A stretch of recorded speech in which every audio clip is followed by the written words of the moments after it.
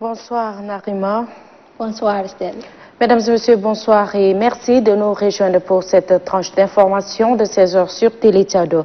Solidarité mondiale et responsabilité partagée, c'est le thème de la journée mondiale de lutte contre le sida, célébrée aujourd'hui 5 décembre 2020 et qui a réuni plus de 500 personnes au palais du 15 janvier. Organisée par le ministère de la Santé publique et de la Solidarité nationale en collaboration avec ses partenaires financiers et techniques, cette journée a vu la présence des plus hautes autorités administratives, civiles et des personnes vivant avec le VIH-Sida. Le ministre de la Santé publique et de la Solidarité nationale, Dr Abdoulaye Sabour Fadoul, a relevé que la journée mondiale de lutte contre le sida, édition 2020, est célébrée dans un contexte de crise sanitaire mondiale de Covid-19. La première dame du Tchad, Inda Déby Itno, par ailleurs présidente pays de l'OPDAT, ambassadrice spéciale de l'ONU-SIDA, a précisé que l'esprit premier de cette célébration est d'exprimer notre solidarité et notre soutien aux personnes vivant avec et touchées par le virus, mais aussi un moment de réflexion sur ce qui a été accompli en matière de lutte contre le VIH-Sida.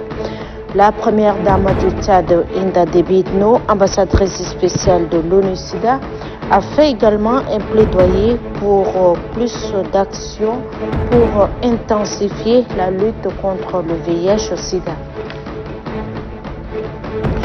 Et puis l'Ordre national des ingénieurs civils du Tchad a tenu ce matin une assemblée générale.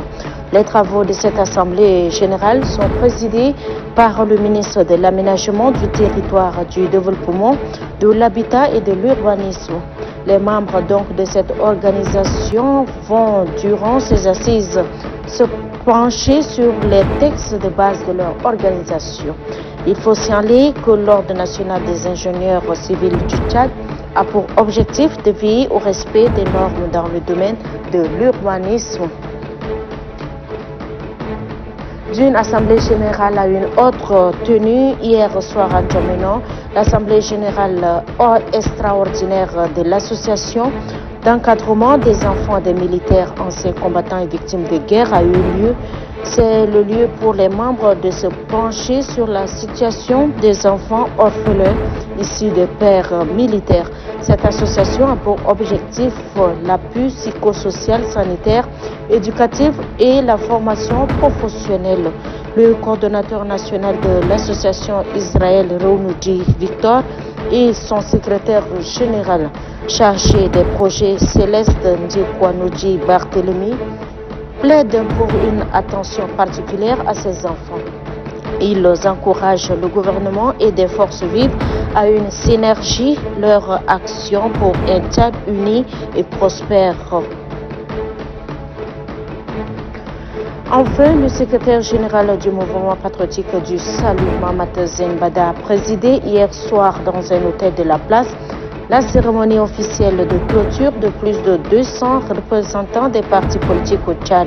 Cette formation axée sur le thème « Le renforcement des capacités des leaders politiques en vue de l'appropriation nationale du nouveau code juridique et institutionnel des élections au Tchad » a été une occasion pour le représentant résident adjoint du PNUD au Tchad de saluer l'engagement des autorités tchadiennes pour des élections démocratiques et transparentes. Quant au secrétaire général du MPS, Mamad Zenbada, les enseignements doivent être mis sur le terrain.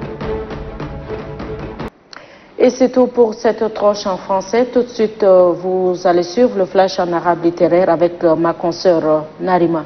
شكرا استاذ. أهلا بكم.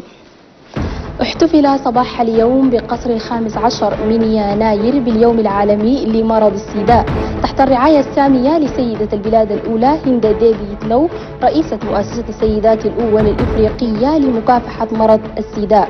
المناسبة كانت بحضور وزير الصحة العامة والتضامن الوطني الدكتور عبد الله صابر فضل، والمنسقة الدائمة للأمم المتحدة السيدة فوليت، وممثل منظمة الأمم المتحدة الدكتور وترا، وعدد من الجمعيات التي تكافح مرض السيداء في تشاد.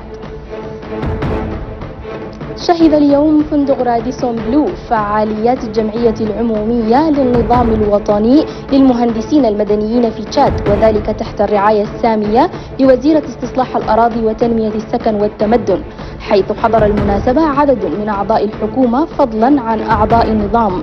باسم اللجنة المنظمة للجمعية قال زونكي أوزوني أن مشاركة جميع المهندسين من داخل البلاد وخارجها في هذه الجمعية العمومية يؤكد مدى أهميتها في تطوير هذا المجال.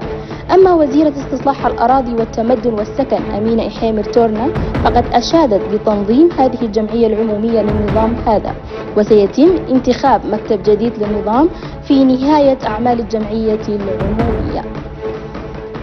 اختتم مساء أمس رئيس الإطار الوطني للحوار السياسي محمد زين بدة فعاليات ورشة العمل لتعزيز قدرات الطبقة السياسية للمواءمة الوطنية للإطار القانوني المؤسسي الجديد للانتخابات. نظمت الورشة من قبل برنامج الأمم المتحدة للتنمية، فبعد 5 أيام من مناقشة الموضوعات المختلفة خرج المشاركون بتوصيات منها الحفاظ على الحوار الدائم بين الفاعلين السياسيين مع جميع الأطراف من أجل ضمان السلام والوصول العادل للأحزاب السياسية إلى وسائل الإعلام العامة والخاصة في فترة الانتخابات. نظم صباح اليوم مركز التأهيل والتوجيه عيال تشاد يوما إخباريا مفتوحا بالتعاون مع المعهد العالي للاتصالات والمعلومات، والذي جاء تحت شعار الإعلام التوجيهي من أجل مسيرة أكاديمية ناجحة. رئيس اتحاد الصحفيين التشاديين عباس محمود طاهر أكد بأن هذا اليوم في غاية الأهمية، وذلك من أجل معرفة اختيار التخصص الأمثل. أما من جهته البروفيسور محمد النظيف يوسف قال إن شعار هذا اليوم لم يأتي من محض الفراغ، بل جاء بعد دراسة جسدت أهميته. شهد مساء أمس مركز المنى الثقافي عرض كتابين بعنوان ثقافة أنغامباي. الكتاب الأول يتطرق إلى مسيرة المرأة منذ ولادتها حتى زواجها، والثاني مرحلة ما بعد زواج المرأة في مجتمع أنغامباي ودورها في المنزل والمجتمع. وخلال المناسبة أشار الكاتب إلى أن المرأة أنغامباي قد أصبحت اليوم أقوى من ذي قبل، لذا سلط الضوء عليها. وسيتوفر الكتابين في مختلف المكتبات داخل الأراضي الوطنية في الأيام المقبلة. نهاية الموجز قدمناه لكم أنا وزميلتي استل، إلى أن نلتقيكم في أمان الله. Bonsoir mesdames et messieurs, merci d'être de notre très bonne suite de programme sur Télé Tchad.